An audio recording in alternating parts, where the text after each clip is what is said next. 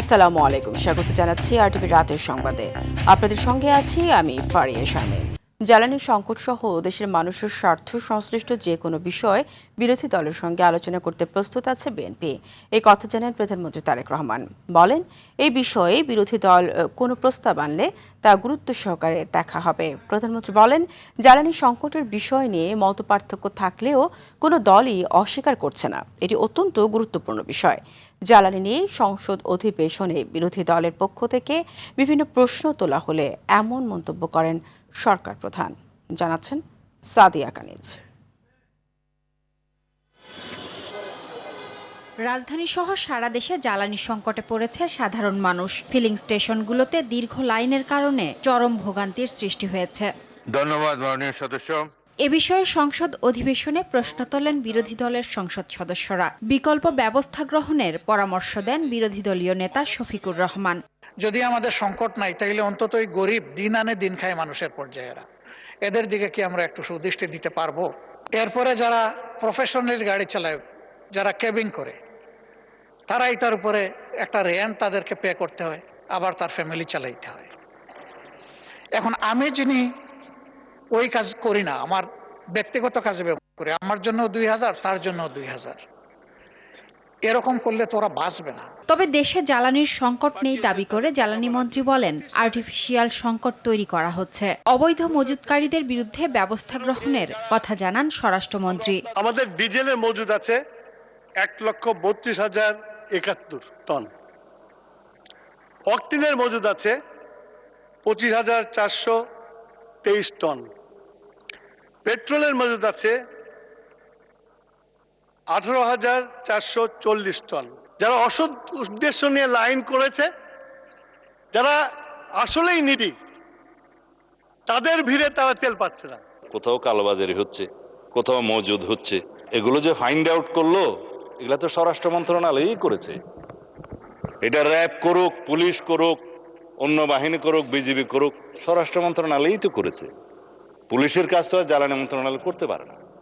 কিন্তু যেখান থেকে এগুলো উদ্ধার করা হয়েছে, এ সমস্ত মজুদকারী বা কালোবাজারি অথবা অনলাইনে তেল কালোবাজারের যে চক্র, এ বিষয়ে যদি কথা বলতে চাই, একটা ভালো অ্যাটমসফিয়ার বজায় রাখার জন্য আমরা কেউ কোনো রাজনৈতিক দলের কথা বলবো না। অধিবেশনের শেষ ভাগে এসে সংকট মোকাবেলার বিষয়ে কথা বলেন প্রধানমন্ত্রী তারেক রহমান। বলেন, মতপার্থক্য থাকলেও দেশ এবং জনগণের স্বার্থ রক্ষায় সবাই ঐক্যবদ্ধ। হয়তোবা আমাদের মধ্যে মতপার্থক্য রয়েছে, তবে নিঃসন্দেহে কেউই আমরা অস্বীকার করছি না বিষয়টি একটি অত্যন্ত গুরুত্বপূর্ণ বিষয়।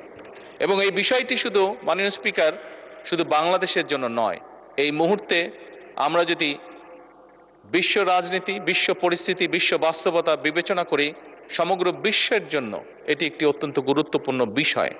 সমস্যা সমাধানে যে কোনো প্রস্তাবের বিষয়ে আলোচনা করতে সরকার প্রস্তুত আছে বলে জানান সরকার প্রধান। দেশের মানুষের স্বার্থের ব্যাপারে কেউ কোনো প্রস্তাবনা দেন, আলোচনা করতে চান, পরামর্শ দেন, সুপারিশ দেন, বাংলাদেশ জাতীয়তাবাদী দল সকল সময় প্রস্তুত সেই বিষয়ে আলোচনা করার। সাদিয়া কানিজ, আরটিভি, ঢাকা। জ্বালানি নিয়ে চলমান সংকটের মাঝেই বাড়তি দামে কিনতে হচ্ছে তেল। প্রচণ্ড গরমে দীর্ঘ সময় লাইনে দাঁড়িয়ে তেল সংগ্রহ করায় ক্ষোভ বাড়ছে গ্রাহকদের। একদিকে বাড়তি দাম, অন্যদিকে দীর্ঘ অপেক্ষায় দুর্ভোগ আরও বেড়েছে গাড়ির মালিক ও চালকদের। এদিকে পেট্রোলিয়াম কর্পোরেশন বিপিসি দেশের সব ফিলিং স্টেশনে জ্বালানি তেলের সরবরাহ বাড়ানোর পরেও কমছে না দীর্ঘ লাইন। তবে বাস ও ট্রাকের ভাড়া পুনর্নির্ধারণ না হওয়ায় অসন্তোষ বাস চালকরা। আরও জানাচ্ছেন আব্দুর রহিম। তীব্র গরমে দীর্ঘ লাইনে দাঁড়িয়ে মোটরসাইকেল, প্রাইভেট কার চালকদের তেলের জন্য অপেক্ষা শেষ হচ্ছে না। পেট্রোলিয়াম কর্পোরেশন তেলের সরবরাহ বাড়ালেও সংকট কাটছে না। এতে যেমন নষ্ট হচ্ছে কর্মঘণ্টা, তেমনই বাড়ছে ভোগান্তি। প্রাইস বাড়ার পরেও যে সিরিয়ালটা ধরতে হচ্ছে বা ধকলটা যাচ্ছে, এটা আসলে আমাদের জন্য অনেক বেশি পেইনফুল হয়ে যাচ্ছে। ফুয়েল পাস করার পরেও ঘন্টার পর ঘন্টা সিরিয়াল দেওয়া লাগতেছে। তেলের দাম বাড়তে কিন্তু আমাদের ভোগান্তি তো কমতেছে। তেলের দাম বৃদ্ধি করছে, কিন্তু সরকার বৃদ্ধি করছে, কিন্তু আমরা পর্যাপ্ত পরিমাণ তেল পাচ্ছি না, এই লাইনেই নিতেছি। তাহলে আমাদের বৃদ্ধি করে লাভটা হলো কি? এদিকে বাড়তি দামে তেল কিনতে হলেও বাস ভাড়া বাড়তি না পাওয়ায় ক্ষোভ বাড়ছে চালকদের। আসাদকে লাইন দিছি রাত 9টায়, সকাল 10টা পর্যন্ত আমার রাইতে কইতাছে আর তেল নাই। 7,500 টাকা তেল নিছি, আপনার 700 টাকা দিছি বেশি। কোনটা এটা আলাদা আলাদা, আর আপনার লিটার তো 115 টাকা নিছি, কথা বুঝছেন? যদি এইভাবে হয় ভাই গাড়ি লাগা অনেক লস, খুব লস ভাই। তেলের তো 15 টাকা করে তেলের লিটারে বাড়ছে, ভাড়ার মধ্যে কোনো বাড়ে নাই। রাস্তিতে চাইলে মারবো দুইটা, 5 টাকা বেশি চাইলে ভাড়া বেশি 5 টাকা। এমন সংকটে সরকার সরবরাহ বাড়ালেও কমছে না ভোগান্তি। সকলের চাওয়া দ্রুতই সমাধান হবে এমন সংকটের। আব্দুর রহিম, RTV, ঢাকা। জ্বালানি তেলের দাম বাড়ায় বাস ভাড়া বাড়ানোর প্রস্তাব করেছেন পরিবহন মালিকরা। 15% ডিজেলের দাম বৃদ্ধিতে 40% খরচ বাড়ার দাবি করে বাস রক্ষণাবেক্ষণ সহ অন্যান্য ব্যয় মিলিয়ে 112% ভাড়া বাড়ানোর প্রস্তাব করেন তারা। তবে বিশেষজ্ঞদের মতে ঊর্ধ্বগতির জীবনযাত্রায় নতুন করে পরিবহন ব্যয় সাধারণ মানুষের জীবন দুর্বিষহ করে তুলছে। এদিকে সরকারি ঘোষণা ছাড়াই বাড়তি ভাড়া নিচ্ছে কোনো কোনো বাস। সর্দার রাজীবের রিপোর্টে থাকছে বিস্তারিত। 30 টাকা এখন নেই তো 40 টাকা ভাড়া কইতাছে, 40 টাকা দিতে হইব, আমি 30 টাকা করে দিই না। এভাবেই বাস ভাড়া বেশি নেওয়ার অভিযোগ করছিলেন যাত্রাবাড়ি রোডের এই যাত্রী, যদিও বিষয়টি অস্বীকার করেন কন্ট্রাক্টর। আমার চারের ভাড়া 35 টাকা, তো আমি চারের ভাড়া দিতে বলছি যে ভাই আমার চারের ভাড়া দেন, আমার 35 টাকা বা 35 টাকা আমার দেন। তার মতো বাড়তি ভাড়া না নেওয়ার দাবি অন্যান্য চালকদেরও, তবে ভাড়া বাড়ানোর বিকল্প নেই বলছেন তারা। ভাড়া না বাড়ালে গাড়ি চালা এমনি তো পাই না, আরো তো অবস্থা খারাপ। সামান্য কিছু বাড়লে আমরা একটু চলতে পারি আর কি। কিলোতে তো মনে করেন 1 টাকা বাড়লেই চলবে। কিন্তু ভাড়া বাড়লে বাড়তি চাপ বাড়বে জানিয়ে যাত্রীরা বলছেন নিত্যপণ্যের দাম ও জীবনযাত্রার খরচের ঊর্ধ্বগতিতে এমনিতেই হিমশিমে তারা। যারা বড় ব্যবসায়ী বড় বিজনেসম্যান তারা তো কোনো লাভবান, তাদের কোনো সমস্যা নাই। এই ভুক্তভোগী আমরা সাধারণ মানুষ। আমরা কয় টাকা বেতন পাই? অনেকে মনে হয় যে বেসরকারি চাকরি করে, অনেকে সরকারি চাকরি করে। সবাই মনে হয় যে সব কিছু একটা সমাজের সাথে মিল রেখে কিন্তু বাজার ঊর্ধ্বগতিতে যাওয়া উচিত। এদিকে ডিজেলের দাম লিটারে 15 টাকা বাড়ার পরপরই প্রতি কিলোমিটারে 2 টাকা 38 পয়সা ভাড়া বাড়ানোর দাবি জানিয়েছেন বাস মালিকরা। এতে রাজধানীতে প্রতি কিলোমিটারে ভাড়া দাঁড়াবে 4 টাকা 83 পয়সা এবং দূরপাল্লায় 4 টাকা 50 পয়সা। এ বিষয়ে ক্যামেরার সামনে কথা না বললেও বাস মালিক নেতারা বলছেন গাড়ির নিজস্ব মূল্য ও রক্ষণাবেক্ষণ সহ অন্যান্য ব্যয় বৃদ্ধির কারণে এই দাবি জানানো হয়েছে। এর মধ্যে শুধু তেল খরচের জন্য ভাড়া যোগ করা হয়েছে 0.98 পয়সা।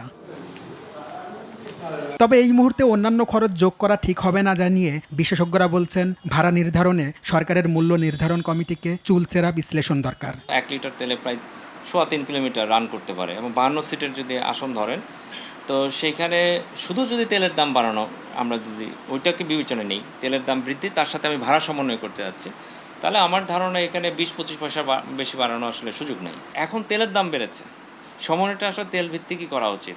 এ সময় গণহারে ভাড়া না বাড়ানোর তাগিদ দিয়ে এই বিশেষজ্ঞ বলেন নাগরিকদের জন্য পরিবহন ব্যয় কমাতে সরকারকে এখনই উদ্যোগ নিতে হবে। মেগা সিটির বৈশিষ্ট্য হচ্ছে এখানে এনরিচ একটা পাবলিক ট্রান্সপোর্ট থাকবে, সমৃদ্ধ, সেটা ব্যাকবোন হিসেবে থাকবে শহরের, যাতে করে আমার যাতায়াতের খরচটা কম থাকে। পাবলিক ট্রান্সপোর্টটা সরকার সবসময় এটা সমৃদ্ধ করতে চায়, যাতে করে এটা মানুষের যে আয় তার সাথে একটা সঙ্গতিপূর্ণ হয়। বাস ভাড়া প্রতি কিলোমিটারে 15 পয়সার বেশি বাড়ানো হলে কঠোর আন্দোলনের হুঁশিয়ারি দিয়েছে বাংলাদেশের যাত্রী কল্যাণ সমিতি। 15 টাকা বাড়ছে, 15 পয়সা বাড়বে, আমরা বাড়াই দেবো, অসুবিধা নাই তো। সর্দার রাজীব, RTV, ঢাকা। আইন শৃঙ্খলা বাহিনীকে এমনভাবে নিয়োজিত করা হবে যাতে মব কালচার আর না থাকে, এমনটাই জানিয়েছেন স্বরাষ্ট্রমন্ত্রী সালাউদ্দিন আহমদ। বলেন, যে কোনো অপরাধ শূন্যে আনা যায় না, পৃথিবীর কোনো দেশ এমন নজির নেই। তবে বর্তমান সরকার এমন একটি পরিস্থিতি তৈরি করতে চায় যাতে সকল রাষ্ট্রের মধ্যে বাংলাদেশ একটি দৃষ্টান্ত তৈরি হয়। দেশের মানুষ যেভাবে ফ্যাসিবাদের পতন ঘটিয়েছিল, এবারও আইন শৃঙ্খলা সহ সব পরিস্থিতি মোকাবেলা করে নজির স্থাপন করা হবে বলেও জানান তিনি। ত্রয়োদশ জাতীয় সংসদ অধিবেশনে প্রশ্নোত্তর পর্বে এমন কথা বলেন স্বরাষ্ট্রমন্ত্রী। মাননীয় সদস্য আব্দুল হান্নান, যে জায়গাগুলি বাঁধ ভেঙে গেছে, ঢাকার কেন্দ্র থেকে সমস্ত এলাকায়, পেরিফেরি থেকে সেন্টার পর্যন্ত, ইনশাআল্লাহ আগামী দিনে আইন শৃঙ্খলা রক্ষা বাহিনীকে আমরা এমনভাবে কর্মকাণ্ডে নিয়োজিত করব আপনাদের সহযোগিতায়। ইনশাআল্লাহ বাংলাদেশে যেটা আমি বলি যে মব কালচার আর থাকবে না, সেটা আমরা অবশ্যই প্রতিষ্ঠা করব। বিগত 2 সরকার হামের টিকা আমদানি করেনি, কিটের সংকটও আছে। তবে এরই মধ্যে অনেক কিট এসে পৌঁছেছে। 2 কোটি শিশুকে হামের ভ্যাকসিন দেওয়া হবে বলে জানিয়েছেন প্রধানমন্ত্রী তারেক রহমান। প্রধানমন্ত্রী বলেন, এলজিআরডি মন্ত্রণালয়ের অধীনে থাকা 200 বহুতল ভবন স্বাস্থ্য মন্ত্রণালয় হস্তান্তর করে নারী ও শিশুদের স্বাস্থ্য সেবায় ব্যবহার করা হবে। জলবায়ু পরিবর্তনের প্রভাব মোকাবেলায় সরকার দেশব্যাপী ক্লাইমেট স্মার্ট কৃষি বাস্তবায়নের পরিকল্পনা করছে। সংসদে বিভিন্ন প্রশ্নের উত্তরে এসব কথা বলেন প্রধানমন্ত্রী। আরও জানাচ্ছেন শামীম চৌধুরী। ত্রয়োদশ জাতীয় সংসদের প্রথম অধিবেশনের 19তম কার্যসূচিতে অংশ নেন প্রধানমন্ত্রী তারেক রহমান। 3টা 5 শুরু হওয়া কার্যসূচির প্রশ্নোত্তর পর্বে বিভিন্ন প্রশ্নের উত্তর দেন প্রধানমন্ত্রী। কৃষকদের কাছে 10টি সেবা। প্রশ্নের উত্তরে কৃষি উৎপাদন বৃদ্ধি ও কৃষিপণ্য সংরক্ষণ নিয়ে সরকারের পরিকল্পনার কথা তুলে ধরেন সরকার প্রধান। কৃষিপণ্যের বহুমুখীকরণে সরকার বিশেষ গুরুত্ব দিচ্ছে। একসময় ধান নির্ভর কৃষি ব্যবস্থা এখন ধীরে ধীরে ফল, সবজি, ডাল, তেল, বীজ, মশলা, ফুল চাষ খাতে সম্প্রসারণ করার জন্য সরকার বিভিন্ন ব্যবস্থা গ্রহণ করছে।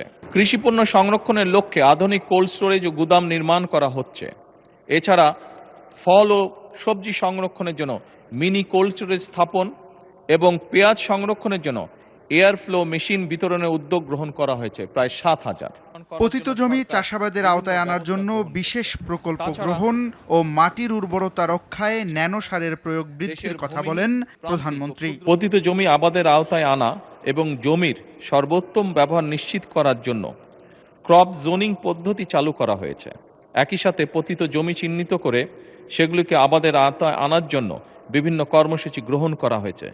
যেমন খাল খনন কর্মসূচির মাধ্যমে ভূ-উপরিস্থ পানির ব্যবহার বৃদ্ধির মাধ্যমে পতিত জমি কৃষির আওতায় আনার উদ্যোগ গ্রহণ করা হয়েছে। মাননীয় স্পিকার, হামে আক্রান্ত হয়ে নিহত শিশুদের জন্য সংসদে দুঃখ প্রকাশ করেন প্রধানমন্ত্রী। 2 কোটি শিশুকে হামের ভ্যাকসিন দেওয়া হচ্ছে বলেও জানান তিনি। এলজিআরডি মন্ত্রণালয়ের অধীনে 200টি বিল্ডিং আছে। বর্তমান সরকার কিছুদিন আগে একটি উদ্যোগ গ্রহণ করেছে। এগুলো আমরা স্বাস্থ্য মন্ত্রণালয়ের কাছে হ্যান্ডওভার করার ব্যবস্থা নিয়েছি। শিশু এবং নারীদের চিকিৎসার জন্য এই বিল্ডিংগুলোকে উপযোগী করে গড়ে তোলা হবে। মাননীয় স্পিকার, অন্তর্বর্তীকালীন সরকারের সময় শিশুদের হামের টিকা গত কয়েক বছর ধরে বিদেশ থেকে আমদানি করা হয়নি। যখন এই সমস্যাটি দেখা দেয় খুব দ্রুততার সাথে, এখানে আমাদেরকে বলতেই হবে মাননীয় স্পিকার, ইউনিসেফ আমাদেরকে হামের যে ভ্যাকসিনেশন সেটি খুব দ্রুততার সাথে পাঠিয়ে যায়, যার ফলে আমরা ওষুধগুলো পেয়েছি এবং প্রায় 2 কোটি শিশুকে এই হামের ভ্যাকসিনেশন আমরা দিব। পাচার হওয়া অর্থ ফিরিয়ে আনার বিষয়ে এক প্রশ্নের লিখিত জবাবে প্রধানমন্ত্রী জানান, অর্থ পাচারের গন্তব্য দেশসমূহের মধ্যে 3টি দেশ চুক্তি প্রদানের বিষয়ে সম্মতি প্রদান করেছে। বাকি 7টি দেশের সঙ্গে চুক্তি স্বাক্ষরের বিষয়টি প্রক্রিয়াধীন রয়েছে বলেও জানান সরকার প্রধান। স্পিকার, স্কুল ড্রেসের পাশাপাশি আমরা বাচ্চা। শামীম চৌধুরী, RTV, ঢাকা। এদিকে প্রধানমন্ত্রী তারেক রহমানের সঙ্গে সাক্ষাৎ করেছেন বাংলাদেশ স্কাউটের কার্যনির্বাহী কমিটির সদস্যরা। সকালে সচিবালয়ে মন্ত্রিপরিষদ বিভাগে প্রধানমন্ত্রীর বিশেষ সভাকক্ষে এই সাক্ষাৎ অনুষ্ঠিত হয়।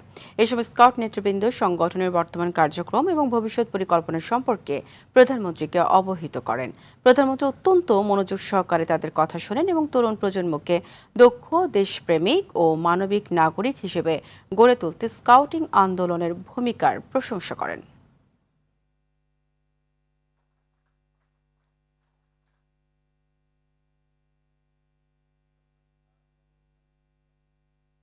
আগামী জুলাই মাস থেকে প্রাথমিক বিদ্যালয়ের শিক্ষার্থীদের বিনামূল্যে পোশাক ও পাটের তৈরি ব্যাগ দেবে সরকার, এমনটি জানিয়েছেন প্রধানমন্ত্রীর মুখপাত্র ডক্টর মাহাদি আমিন। আর বিমান প্রতিমন্ত্রী এম রশিদুজ্জামান মিল্লাত জানিয়েছেন, 30 এপ্রিলের মধ্যে মার্কিন নির্মাতা বোয়িং কোম্পানি থেকে 14টি উড়োজাহাজ কেনার বিষয়টি চূড়ান্ত করবে সরকার। সচিবালয়ে প্রধানমন্ত্রীর সাথে বৈঠক শেষে এ কথা বলেন তারা। বিস্তারিত বিল্লাল হোসেনের রিপোর্টে। যুক্তরাষ্ট্রের সঙ্গে বাণিজ্যিক ঘাটতি ও বাংলাদেশি পণ্যের উপর শুল্ক কমানোর লক্ষ্যে বিমান বাংলাদেশের জন্য মার্কিন নির্মাতা বোয়িং থেকে প্রায় 35,000 কোটি টাকা মূল্যের 14টি উড়োজাহাজ ক্রয় নিয়েছিল নানা আলোচনা। অবশেষে বোয়িং থেকে বিমান ক্রয় করতে যাচ্ছে বিএনপি সরকার। সচিবালয়ে প্রধানমন্ত্রীর সাথে বৈঠক শেষে বেসামরিক বিমান পরিবহন প্রতিমন্ত্রী বলেন, বোয়িংয়ের 14টি নতুন বিমান কেনার চুক্তি 30 এপ্রিলের মধ্যে সম্পন্ন হবে। আমরা ইনফ্যাক্ট বোয়িং 14টা কিনবো। আর আমরা ইতিমধ্যেই কথা বলছি এদের সঙ্গে, এয়ারবাসের সঙ্গে মিক্সড ফ্লাইট করার চিন্তা করছি। লিজের ব্যাপারে আমরা খুব ইমিডিয়েটলি হয়তো 2-3 মাসের মধ্যে কিছু লিজ নিয়ে বিমান বহরটাকে বাড়িয়ে প্রফিটেবল করার জন্য আমরা চেষ্টা করছি। জুন মাস থেকে ঢাকা টোকিও রুটে পুনরায় ফ্লাইট চালুর কথা বলেন প্রতিমন্ত্রী। জুন মাস থেকেই আমাদের ফ্লাইটটা চালু হচ্ছে, এই ব্যাপারে সিদ্ধান্তটা গৃহীত হলো এবং আগামী কত স্লট দেওয়া যায় এটাকে নিয়ে চিন্তা করব আমরা, যে প্রফিটেবল হলে আমরা হয়তো সেখানে বাড়াবো আর কি। এদিকে প্রধানমন্ত্রীর সাথে সভা শেষে মুখপাত্র মাহাদি আমিন বলেন, দেশব্যাপী প্রাথমিক বিদ্যালয়ের শিক্ষার্থীদের বিনামূল্যে পোশাক ও পাটের তৈরি ব্যাগ দিবে সরকার। দেশীয় পণ্য আমাদের কোমলমতি শিক্ষার্থীদের কাছে পৌঁছে দেওয়ার লক্ষ্যে দেশব্যাপী পর্যায়ক্রমে পাটজাত ব্যাগ এবং স্কুল ড্রেস পৌঁছে দিব। দ্বিতীয়ত দেশীয় পণ্যকে জনগণের দোরগোড়ায় পৌঁছে দিব। Made in Bangladesh slogan Bangladesh থেকে সারা বিশ্বে পৌঁছে দিব। সমতা স্থাপনের জন্য সকল প্রাইমারি স্কুলের শিক্ষার্থীদের জন্য হবে এক ধরনের পোশাক। সকল প্রাইমারি স্কুলের স্টুডেন্টের একই রকমের ড্রেস হবে, মেয়েদের আলাদা ছেলেদের আলাদা, ব্যাগ মেয়েদের আলাদা ছেলেদের আলাদা। রাস্তাতে যাওয়ার সময় যে কেউ দেখলেই যেন চেনে যে এই বাচ্চাটি প্রাইমারি স্কুলে পড়ে। প্রাথমিক ও গণশিক্ষা, বস্ত্র এবং পাট ও স্থানীয় সরকার মন্ত্রণালয়ের যৌথ উদ্যোগে এই কর্মসূচি বাস্তবায়ন হবে। এই সুন্দর উদ্যোগে এগিয়ে আসার জন্য বিলাল হোসেন, RTV, ঢাকা। এবার ইরান যুদ্ধ প্রসঙ্গ। মার্কিন নৌ অবরোধের প্রতিবাদে হরমুজ প্রণালী থেকে 2টি জাহাজ জব্দ করেছে IRGC। অবরোধ তুলে নেওয়া না হলে কোনো আলোচনা হবে না বলে হুঁশিয়ারি তেহরানের। অন্যদিকে বৈঠকের আগে ইরানকে অস্ত্র পেতে সহায়তাকারী 14 ব্যক্তি ও প্রতিষ্ঠানের উপর নিষেধাজ্ঞা আরোপ করেছে যুক্তরাষ্ট্র। দুই পক্ষকে রাজি করিয়ে বৈঠক বাস্তবায়নের লক্ষ্যে ইরানি রাষ্ট্রদূতের সঙ্গে আলোচনায় বসেছেন পাকিস্তানের প্রধানমন্ত্রী শেহবাজ শরীফ। বিস্তারিত জানাচ্ছেন বিন ইয়ামিন। অবশেষে মার্কিন নৌ অবরোধের জবাব দিতে শুরু করেছে তেহরান। হরমুজ প্রণালীতে আসা 2টি কন্টেইনার জাহাজ জব্দ করে ইরানের উপকূলে নিয়ে এসেছে IRGC। এক বিবৃতিতে সংস্থাটি জানিয়েছে, বারবার সতর্ক করার পরেও সাড়া না পেয়ে সমুদ্র আইন অনুযায়ী জাহাজগুলোর বিরুদ্ধে ব্যবস্থা নেওয়া হয়েছে। এর আগে যুক্তরাষ্ট্র অবরোধ প্রত্যাহার না করা পর্যন্ত হরমুজ প্রণালীতে জাহাজ চলাচলে নিষেধাজ্ঞা আরোপ করেছিল ইরান। এদিকে সম্ভাব্য দ্বিতীয় দফা বৈঠকের ঠিক আগ মুহূর্তে ইরানের ওপর নতুন করে নিষেধাজ্ঞা আরোপ করেছে যুক্তরাষ্ট্র।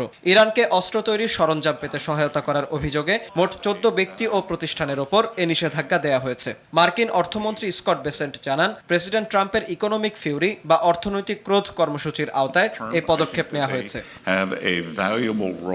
নিষেধাজ্ঞা ঘোষণার পরপরই পাকিস্তানের অনুরোধে যুদ্ধবিরতির মেয়াদ বাড়িয়েছেন ডোনাল্ড ট্রাম্প। চুক্তি না হওয়া পর্যন্ত এ যুদ্ধবিরতি চলবে, তবে ইরানি নৌবন্দরে অবরোধ অব্যাহত থাকবে বলে জানিয়েছেন তিনি।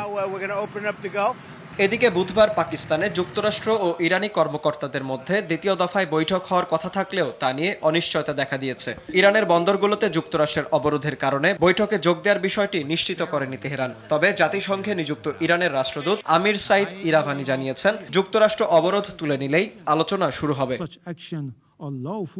এরই মধ্যে বৈঠক বাস্তবায়নের লক্ষ্যে ইরানি রাষ্ট্রদূতের সঙ্গে আলোচনায় বসেছেন পাকিস্তানের প্রধানমন্ত্রী শেহবাজ শরীফ। সেখানে উভয় পক্ষের স্বার্থ মেনে একটি দীর্ঘস্থায়ী চুক্তিতে পৌঁছানো নিয়ে আলোচনা হয়েছে। বিন ইয়ামিন, RTV। পানি রিটার্ন টিকিট শেষও হয়ে গেছে ভিসার মেয়াদ। মাস্ক হজ গ্রুপের প্রতারণায় সৌদিতে আটকা পড়েছেন নারীসহ 21 জন ওমরা যাত্রী। এমন অভিযোগ করে সরকারের হস্তক্ষেপ চেয়ে মন্ত্রণালয়ে চিঠি দিয়েছেন ভুক্তভোগীরা। ব্যবস্থা নেওয়ার কথা বললেন প্রধানমন্ত্রীর তথ্য সম্প্রচার উপদেষ্টা জাহিদুর রহমান। আর ধর্মমন্ত্রী কাজী শাহ মোফাজ্জল হোসেন কায়কোবাদ বলেন, যথাযথ পদক্ষেপ নিতে কাজ শুরু করেছেন তারা। তবে অভিযুক্ত প্রতিষ্ঠানের চেয়ারম্যান খলিলুর রহমান সব দায় চাপালেন টিকিট এজেন্সির উপর। আরও জানাচ্ছেন AR বাদল। গত 24 মার্চ ওমরা করতে সৌদি আরবে যান আবু ইউসুফ সহ 25 জন। ভুক্তভোগীদের অভিযোগ, 5 এপ্রিল রিটার্ন টিকিট দেওয়ার কথা থাকলেও মাস্ক হজ গ্রুপ তা না দেয়ায় দেশে ফিরতে পারেননি কেউ। এর মধ্যে 18 এপ্রিল শেষ হয় ভিসার মেয়াদও। হজ গ্রুপ আমাদেরকে যে রিটার্ন টিকিট কাটছে এটা মিথ্যা, ভুয়া টিকিটের কারণে আমাদেরকে রিটার্ন করতে পারে নাই। ফলে আমরা মানসিকভাবে অত্যন্ত পীড়া পেয়েছি। খুব কষ্টে আছে আমি। আমাকে আপনারা দ্রুত বাংলাদেশি ভাই হিসাবে আমাকে নেওয়ার দ্রুত চেষ্টা করুন ভাই। দেশে ফিরতে সরকারের হস্তক্ষেপ চেয়েছেন ভুক্তভোগীরা। আমাদের কোনো খাবারের ব্যবস্থা নাই, কোনো কিছুই নাই, আমরা খুব কষ্টে আছি। আমরা কিনা খাইতে খাইতে আছি, আমরা অনেক কষ্ট আছি, আমরা দেশে যাইতে চাই বাবা। গত 18 এপ্রিল আমাদের ভিসার মেয়াদ শেষ হয়ে যায়। আমাকে এবং আমার নানুকে উনি 22 তারিখে টিকিট দিয়েছে, বাট আমার ভিসা নাই। টিকিট এজেন্সির উপর দায় চাপান মাস্ক হজ গ্রুপের চেয়ারম্যান খলিলুর রহমান। ওনাদের ভাষ্য হলো এটা যুদ্ধ পরিস্থিতির কারণে ওনাদের ডিনার ক্যান্সেল হয়ে গেছে, তাদেরকে 100% টাকা দিয়ে নিয়েছি, তাহলে উচিত ছিল সাথে সাথে 100% রিটার্ন মানে টিকিটগুলো ইস্যু করে দেয়া। এটা তো ঠিক না, আমি তো টাকা দিয়েছি, আমি কেন পেরেশানি নিব, আমার হাজিরা কেন কষ্ট করবে। বিষয়টি প্রধানমন্ত্রীর উপদেষ্টা জাহিদুর রহমানের নজরে আনলে তিনি বলেন, এই ব্যাপারে কাজ অবশ্যই সরকার করবে। যারা এই প্রতারণা করেছেন যদি সেটা প্রমাণিত হয়, যদি সেটা দোষী হয়, অবশ্যই সেটার ব্যবস্থা নেওয়া হবে। আর মন্ত্রণালয়ে লিখিতভাবে ফাইন আমরা নিশ্চয়ই এটা খতিয়ে দেব এবং ব্যবস্থা নেওয়া হবে, এটুকু গ্যারান্টি আমরা দিতে পারি। ধর্মমন্ত্রী বলেন, আটকে পড়াদের বিষয়ে তিনি অবগত এবং প্রয়োজনীয় পদক্ষেপ নিতে এরই মধ্যে কাজও শুরু করেছেন। এটা অত্যন্ত দুঃখজনক যে সমস্ত ট্রাভেল এজেন্সি এই কাজগুলি করতেছেন, যে এজেন্ট এগুলি করতেছেন, তাদের বিরুদ্ধে আইন অনুযায়ী ব্যবস্থা নেওয়া হবে এবং যাত্রীরা যাতে সহসা ফিরতে পারে, যা প্রয়োজন ইনশাল্লাহ আমরা তাই করব। তবে এ ধরনের হয়রানির ঘটনায় সরকার কঠোর পদক্ষেপ নেবে আশা ভুক্তভোগীদের। আর বাদল, RTV, ঢাকা। কুমিল্লা ভিক্টোরিয়া সরকারি কলেজের শিক্ষার্থী সোহাগী জাহান তনু হত্যা মামলায় গ্রেফতার অবসরপ্রাপ্ত সেনা সদস্য হাফিজুর রহমানকে 3 দিনের রিমান্ডে দিয়েছেন আদালত। গ্রেফতারকৃত কুমিল্লা সেনানিবাসে কর্মরত একজন ওয়ারেন্ট অফিসার। কুমিল্লার জ্যেষ্ঠ বিচারিক হাকিম আদালতে হাজির করে 7 দিনের রিমান্ড আবেদন করা হয়। শুনানি শেষে বিচারক মোমিনুল হক 3 দিনের রিমান্ড মঞ্জুর করেন। দীর্ঘ 10 বছর পর বহুল আলোচিত এই মামলার প্রথম গ্রেফতার এটি। বিষয়টি পিবিআই পরিদর্শক তরিকুল ইসলাম নিশ্চিত করেছেন। 2016 সালের 20 মার্চ কুমিল্লা ক্যান্টনমেন্ট থেকে তনুর মরদেহ উদ্ধার করা হয়। সিরিজ নির্ধারণী তৃতীয় ওয়ানডেতে চট্টগ্রামে কাল মুখোমুখি হচ্ছে বাংলাদেশ ও নিউজিল্যান্ড। এই ম্যাচে চাপের হলেও জয় দিয়ে সিরিজ নিশ্চিত করতে চায় বাংলাদেশ। অপরদিকে কিউদের লক্ষ্য সিরিজটা নিজেদের করে নেওয়া। বীরশ্রেষ্ঠ ফ্লাইট লেফটেন্যান্ট মতিউর রহমান স্টেডিয়ামে ম্যাচটি শুরু হবে সকাল 11টায়। চট্টগ্রাম থেকে রাউল কায়েসের ক্যামেরায় আরও জানাচ্ছেন আতিকুল ইসলাম শাকিল। ঢাকায় প্রথম ম্যাচে হারের পর দ্বিতীয় ম্যাচে দাপুটে জয়ে সিরিজে সমতা এনেছিল বাংলাদেশ। এবার পালা সিরিজ নিশ্চিতের। তবে শেষ ম্যাচটি সিরিজ নির্ধারক হওয়াকে চাপ বলে মনে করছেন বাংলাদেশ দলের বোলিং কোচ শন টেইট। এটি সবসময় চাপের যে শেষ ম্যাচে সিরিজ নিশ্চিত করতে হবে, তবে পরিস্থিতি যেমনই হোক আমরা জয় চাই। বাংলাদেশের জন্য অবশ্য শেষ ম্যাচে অম্লমধুর সমস্যা। কাকে রেখে কাকে খেলাবে সেটি নিয়ে। আগের ম্যাচেই 5 উইকেট নিয়ে ম্যাচ জয়ের নায়ক নাহিদ রানা তো আছেনই, অনুশীলনে ফুল রিদমে বোলিং করতে দেখা গেছে আগের 2 ম্যাচে না খেলতে পারা মুস্তাফিজুর রহমানকেও। শেষ ওয়ানডের জন্য স্কোয়াডে ফিরেছেন তানজিম সাকিব। অপরদিকে তাসকিন শরীফুলরা তো আছেনই। তাই শেষ ম্যাচে কাদের খেলানো হবে সে বিষয়ে কোচও ঠিক মতো বলতে পারলেন না। মুস্তাফিজ পুরো ফিট হয়ে গেছে, সে অনুশীলনে স্বাভাবিকভাবেই বোলিংও করছে। তবে এই ম্যাচে খেলবে কিনা আমি শিওর না, এটা সিলেকশন কমিটি ঠিক করবে।